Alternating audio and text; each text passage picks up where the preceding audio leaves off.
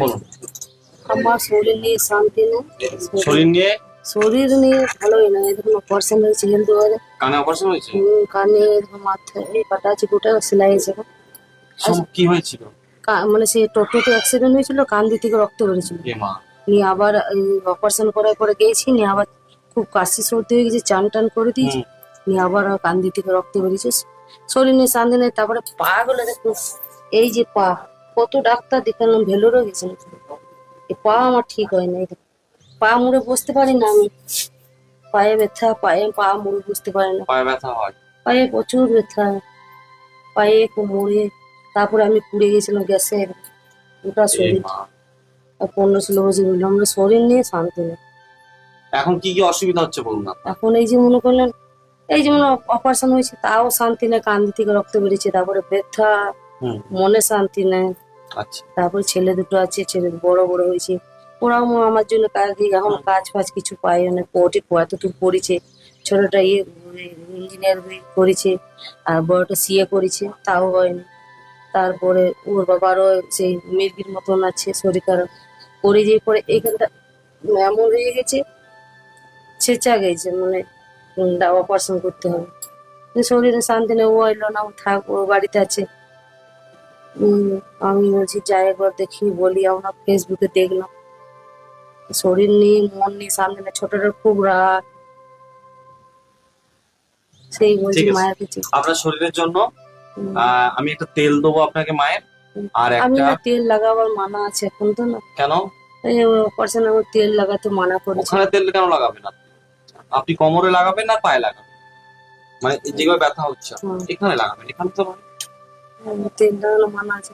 তেল লাগানোর মানা কানে মানা আছে, কিন্তু কোমরে নিতে মানা নেই না, আপনার। বলছি আমার সেই পুরা পুড়ে গেছে না, আমার খুব গরম লাগে, তেল মানে খুব গরম লাগে, থাকতে পারি না।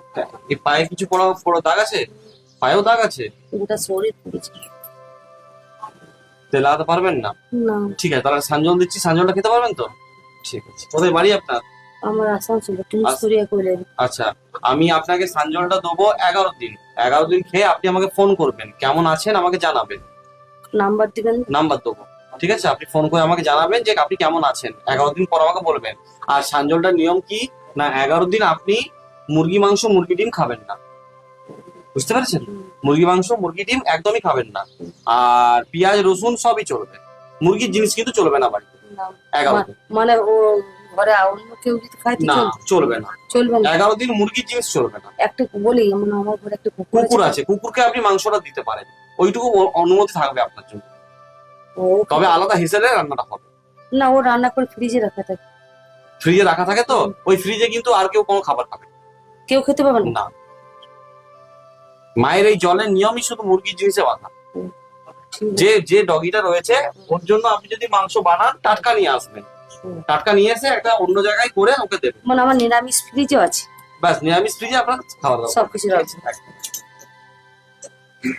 মাছ, পেঁয়াজ রসুন সব খেতে পারেন, কিন্তু মুরগি জিনিস বারণ থাকে, ঠিক আছে? 11 দিন এই সানজলটা খাবো, মানে পেঁয়াজ রসুন খেতে পাবো, সব চলবে, সবই চলবে, শুধু মুরগির জিনিস। ছেলেগুলোর না কিছু কাজ, ছেলেগুলো সমস্যা পরে দেখবো, আগে আপনি সুস্থ হয়ে উঠুন। আমার জন্য ছেলেগুলো আসতে হবে, আসতে হবে, ওদেরকে দেখতে হবে। খুঁজে নেবো। দেখুন এখানে, এখানে কি বলতো, মা চাই, মাকে না, এই আমি এসেছি আমার জন্য, যদি ছেলেগুলোর কিছু হয় ওইটাই।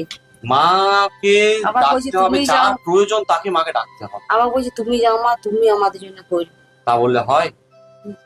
মা নিজে পুজো চাই ভক্তের কাছ থেকে, বলছি তুমি করবে মা কিছু চাই না তো। তো আসার মনটা হয়ে যা করে দেন, তাই সেটুকু হবে, আপনি সুস্থ হয়ে উঠুন, ছেলেরা এমনি আসবে। আচ্ছা, আপনার নাম বলুন। মৌসুমী ব্যানার্জি। মৌসুমী ব্যানার্জি। আপনার গোত্র কি?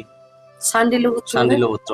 আচ্ছা, এবার মাকে আপনি সমস্ত কথাগুলো বলুন, আপনার শারীরিক যে সমস্যাগুলো হচ্ছে সেই সমস্যার কথাগুলো মাকে জানান।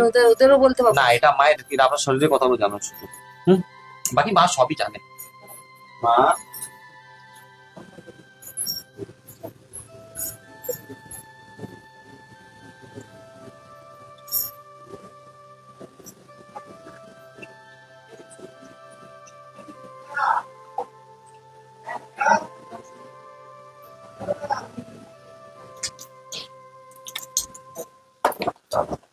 ওদের ওদের ওদের কিছু দিবেন না, ছেলেগুলোর না, মায়ের ফুল দেবো।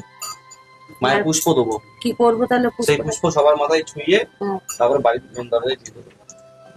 এই কাগজটা নিয়ে ওই হরিমঞ্চে যাবেন, হুম। হরিমঞ্চ গেলে আপনাকে সব নিয়মটা বুঝিয়ে দেবেন, ঠিক আছে?